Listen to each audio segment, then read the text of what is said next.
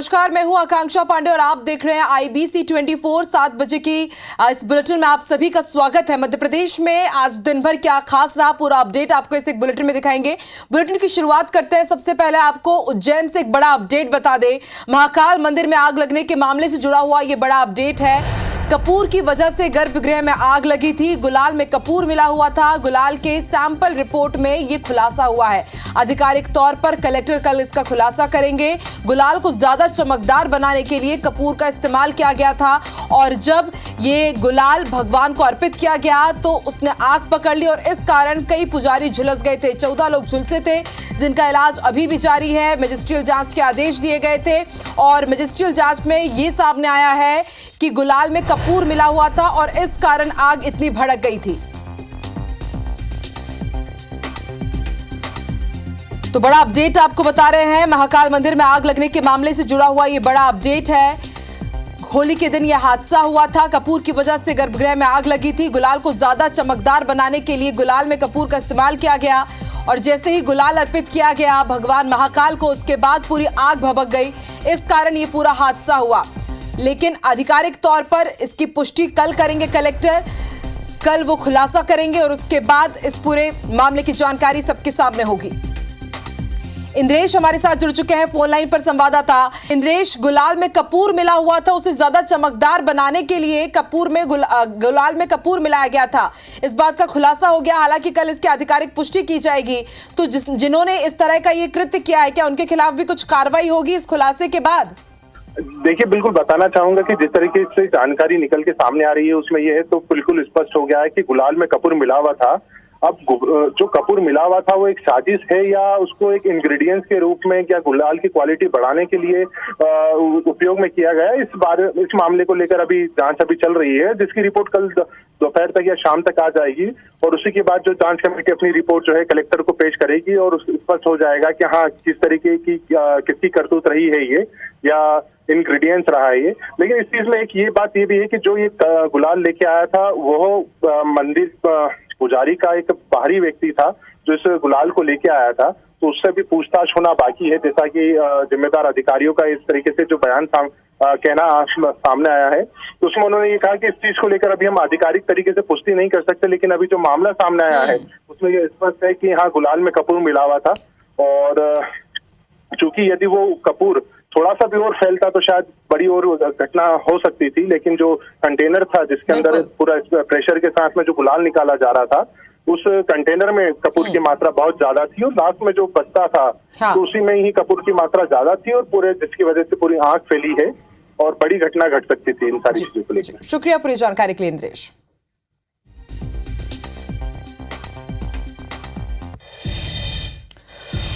तो महाकाल हादसे का अपडेट आपको बताया और अब 7 बज चुके हैं। 7 बजे की आज की 7 बड़ी खबर क्या है, आइए फटाफट आपको बताते हैं।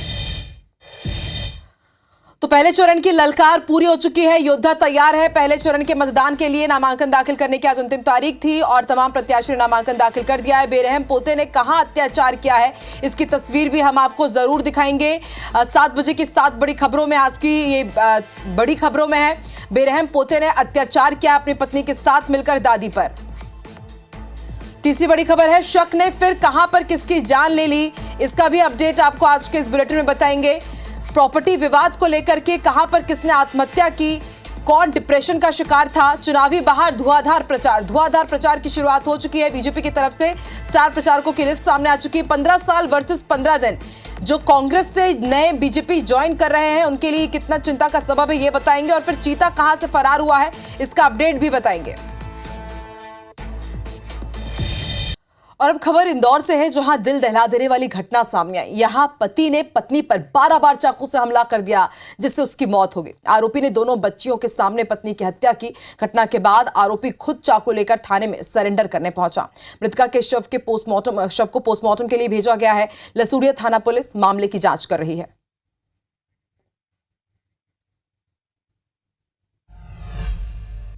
और बड़ी खबर आपको भोपाल से बता दें, कांग्रेस ने मीडिया विभाग का पुनर्गठन किया है। मुकेश नायक मीडिया प्रभारी होंगे और केके मिश्रा पीसीसी चीफ के मीडिया सलाहकार बनाए गए हैं। 9 मुख्य प्रवक्ताओं के साथ ही 31 प्रवक्ताओं की नियुक्ति हुई है। 5 पूर्व विधायकों को मुख्य प्रवक्ता बनाया गया है। तो चुनाव से पहले ये बड़ा अपडेट हम आपको बता रहे हैं, बड़ा फेरबदल किया गया है। कांग्रेस के मीडिया विभाग में पुनर्गठन हुआ है। मुकेश नायक अब मीडिया प्रभारी होंगे। वहीं केके मिश्रा को पीसीसी चीफ का मीडिया सलाहकार बनाया गया, यानी कि जीतू पटवारी के मीडिया सलाहकार वो बनाए गए हैं। और 9 मुख्य प्रवक्ताओं के साथ ही 31 प्रवक्ता बनाए गए हैं। 5 पूर्व विधायकों को मुख्य प्रवक्ता बनाया गया है।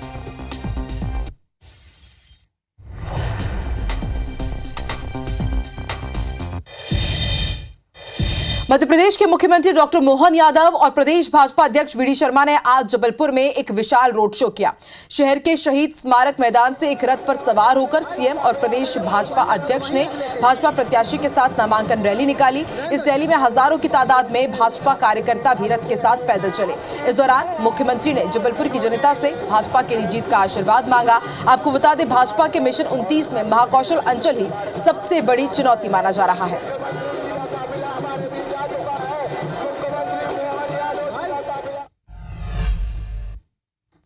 चुनाव प्रचार के लिए बीजेपी ने 40 स्टार प्रचारकों का ऐलान कर दिया है। बीजेपी ने पूर्व सीएम शिवराज सिंह चौहान को स्टार प्रचारक बनाया है। शिवराज सिंह चौहान ने कहा कि पार्टी जो जवाबदारी देगी वो उसे निभाएंगे। वहीं उन्होंने कांग्रेस पर निशाना साधा और कहा कि कांग्रेस छिंदवाड़ा में नहीं टिकेगी, वहां से भी जाने वाली है। सब जगह कार्यकर्ता काम कर रहे हैं। कांग्रेस छिंदवाड़ा में भी नहीं टिकी, वहां से भी जाने वाली है। और भारतीय जनता पार्टी हमारा संगठन हो, हमारी सरकार हो, सब जगह कार्यकर्ता काम कर रहे हैं। और प्रधानमंत्री जी की अतुलनीय लोकप्रियता के कारण हम लोग सभी 29 की 29 सीटें जीतेंगे। सागर से विधायक भूपेंद्र सिंह का एक बयान सोशल मीडिया में जमकर वायरल हो रहा है, जिसमें वो बीजेपी कार्यकर्ताओं को मंच से संबोधित करते हुए उन्हें कांग्रेस से बीजेपी में आ रहे नेताओं से चिंतित ना होने की बात कर रहे हैं। वीडियो में भूपेंद्र सिंह गृहमंत्री अमित शाह का एक संस्मरण सुनाते हुए बीजेपी कार्यकर्ताओं से कहते हुए सुनाई और दिखाई दे रहे हैं। विधायक भूपेंद्र सिंह बता रहे हैं कि एक बैठक में बीजेपी कार्यकर्ताओं के भविष्य की चिंता करते हुए अमित शाह ने कहा था कि यहाँ बैठे लोगों में से वो कार्यकर्ता हाथ ऊपर उठाए जो 15 साल से बीजेपी में है। कार्यकर्ताओं के हाथ उठाने पर अमित शाह ने उनसे सवाल किया कि 15 साल में आपको क्या मिला, तो कार्यकर्ताओं ने कहा कि कुछ नहीं मिला। तब अमित शाह कहते हैं कि जब 15 साल में पार्टी का काम करते हुए आपको कुछ नहीं मिला, तो 15 दिन पहले बीजेपी में आए कांग्रेसियों को क्या मिल पाएगा, ये आप समझ सकते हो। तो बहुत से लोगों ने हाथ उठा दिए, पार्टी में 15 साल काम करते हो गए थे, तो बोले तुम्हें 15 साल में क्या मिला? तो उन्होंने कहा कुछ नहीं मिला। तो बोले जब तुम्हें 15 साल में नहीं मिला, जिनको आए 15 दिन हुए उनको क्या मिल जाएगा?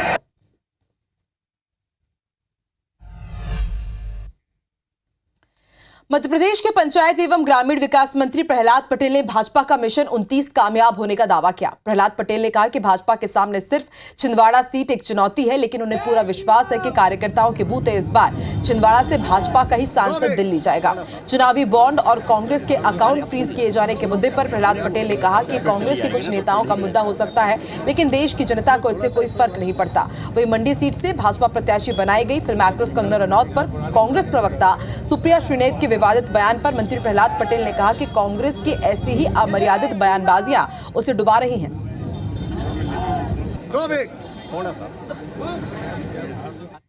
कांग्रेस के अधोपतन का कारण उनकी अमर्यादित भाषा ही है। कार्यकर्ता और उसका कॉर्डर सिद्धांत के आधार पर चलता है। हम देश और समाज के लिए काम करने वाले लोग हैं। अगर और संख्या और ताकत बढ़ती है तो हम खुश हैं। झाबुआ में थांदला विधानसभा से कांग्रेस विधायक वीर सिंह भूरिया ने रतलाम से बीजेपी उम्मीदवार अनीता चौहान पर विवादित बयान दे दिया। मंगलवार को कांग्रेस उम्मीदवार कांतिलाल भूरिया चुनाव प्रचार पर पहुंचे थे। इस दौरान विधायक वीर सिंह भूरिया ने बीजेपी उम्मीदवार को डाकू और चोर बता डाला। वहीं जयस संगठन के उम्मीदवार के हाथ काटने तक की बात कह दी। इस पर बीजेपी उम्मीदवार अनीता चौहान ने नाराजगी जताई और भूरिया के बयान को भिलाला समाज और लोकतंत्र की मर्यादा का अपमान बताया। उन्होंने इसके खिलाफ अलीराजपुर पुलिस अधीक्षक को एक आवेदन भी दिया है। विवाद बढ़ता देख वीर सिंह भूरिया अपने बयान से पलट गए। उन्होंने कहा कि वीडियो को काट छाट कर वायरल किया जा रहा है। इसके साथ ही उन्होंने अपने बयान पर बाद में खेद भी जताया।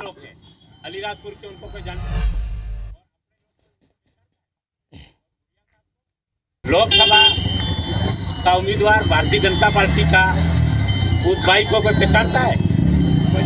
वो बिलाला है, वो डाकू चोर लोग है, वो चोरी करने वाले लोग हैं। वो ये प्रण कर लो और अपनी विधानसभा एक तरफा वो मावी ने वोट काट लिए थे और कैसा कोई देश वाली बात करे उसके हाथ काट दो और उसके ऐसी खेती कर दो। पता चला कि जैसे कोई वीडियो हमारा जो है बना करके इस तरीके से कोई काट करके बनाया गया, इस तरीके का कोई विवादित बयान, और हमने ऐसा किया नहीं।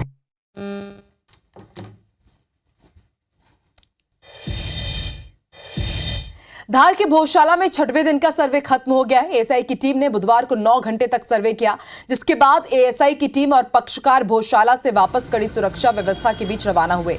सर्वे के बाद हिंदू पक्षकार गोपाल शर्मा ने बताया कि सर्वे को और गति मिली है आज, और भोजशाला के पिछले हिस्से में लगभग 8 फीट का गड्ढा खोदा गया है। टीम को कुछ संकेत मिले हैं, कई स्थानों को चिन्हित कर सर्वे किया जा रहा है। बता दें कि सुरक्षा को लेकर जिला प्रशासन ने यहां व्यापक इंतजाम किए हैं।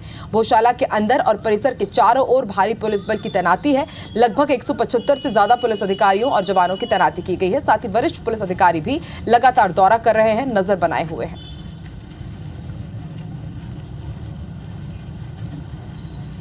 सर्वे को गति मिली है और निश्चित ही आने समय में अब लोग सुखद परिणाम मिलने वाले हैं। चलिए 8 फीट हो गया और आगे उसको कई साल उनको संकेत मिला है कि आगे की ओर बढ़े हैं, वो गड्ढे को थोड़ा किया जा रहा है। जो जहाँ उनको संकेत मिले वो चिन्हित कर रहे हैं अभी तो।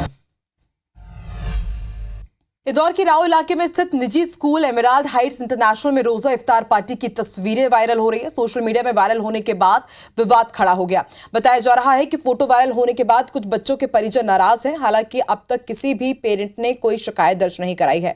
वायरल फोटो में स्कूल संचालक मुक्तेश्वर सिंह बच्चों के साथ रोजा इफ्तार पार्टी में नजर आ रहे हैं। हिंदू संगठनों ने इस मामले में नाराजगी जाहिर की है। हिंदू संगठन के सदस्यों का कहना है कि इसमें सभी वर्गों के बच्चों की मौजूदगी थी, लेकिन हिंदू वर्ग के बच्चों के परिजनों से रोजा इफ्तार पार्टी के लिए अनुमति ली गई या नहीं, ये साफ तौर पर पता नहीं चल पा रहा है। इनका कहना है कि स्कूल प्रबंधन सार्वजनिक रूप से माफी मांगे और 7 दिन के अंदर अगर माफी नहीं मांगी जाती है तो सभी वर्ग के बच्चों की मौजूदगी में हनुमान चालीसा का पाठ किया जाएगा। वहीं जिला शिक्षा अधिकारी ने इस मामले में स्कूल प्रबंधन से जवाब मांगा है।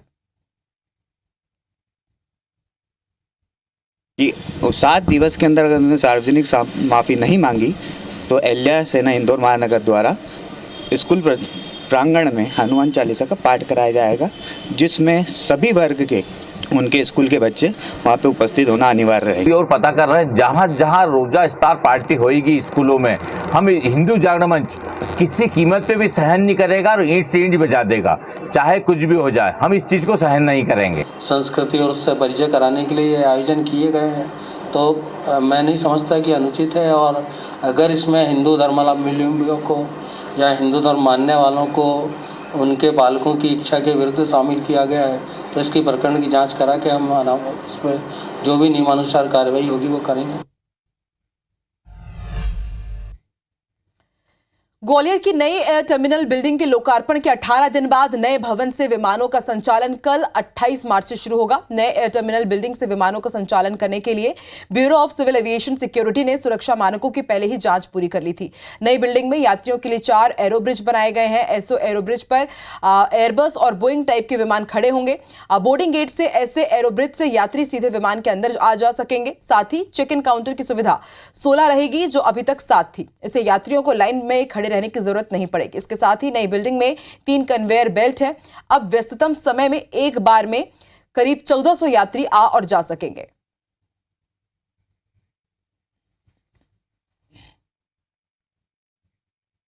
तो लोकसभा चुनाव के पहले चरण के मतदान के नामांकन आज दाखिल किए गए। आज मध्य प्रदेश की 6 सीट छिंदवाड़ा, बालाघाट, मंडला, जबलपुर, शहडोल सीधी के प्रत्याशियों ने नामांकन दाखिल किया। पहली तस्वीर छिंदवाड़ा की है, जहां भाजपा प्रत्याशी विवेक बंटी साहू ने नामांकन पत्र दाखिल किया। इस दौरान सीएम डॉक्टर मोहन यादव मौजूद रहे, जबकि छिंदवाड़ा सांसद नकुलनाथ ने कल नामांकन फॉर्म भर दिया था। वहीं बालाघाट में बीजेपी प्रत्याशी भारती पारधी और कांग्रेस प्रत्याशी सम्राट सरस्वत ने नामांकन दाखिल किया। मंडला की बात की जाए तो केंद्रीय मंत्री बीजेपी प्रत्याशी कांग्रेस से ओमकार सिंह के बीच यहां पर मुकाबला है। दोनों ने नामांकन के अंतिम दिन नामांकन भरा। जबलपुर में सीएम डॉक्टर मोहन यादव, वीडी शर्मा की मौजूदगी में बीजेपी प्रत्याशी आशीष दुबे, ने नामांकन दाखिल किया, तो वहीं कांग्रेस नेता विवेक तनखा और संजय यादव की मौजूदगी में कांग्रेस उम्मीदवार दिनेश यादव ने नामांकन दाखिल किया। इधर शहडोल संसदीय सीट के लिए अनूपपुर जिले में भाजपा प्रत्याशी हिमाद्री सिंह ने नामांकन भरा और कांग्रेस ने नामांकन रैली निकाली। इस दौरान कांग्रेस प्रदेश अध्यक्ष जीतू पटवारी, नेता प्रतिपक्ष उमंग सिंघार और अजय यादव की मौजूदगी में शहडोल संसदीय सीट के लिए फूंदेलाल सिंह मार्को ने नामांकन भरा। सीधी में इसी तरह डॉक्टर राजेश मिश्रा और कमलेश्वर पटेल ने पहले चरण के लिए नामांकन भरा। नामांकन के दौरान सभी प्रत्याशियों में उत्साह था, साथ ही सभी ने भारी मतों के साथ जीत का दावा किया। बता दें कि गुरुवार को नामांकन पत्रों की जांच होगी। पहले फेज में मध्य प्रदेश की 6 सीटों पर 19 अप्रैल को वोटिंग होनी है।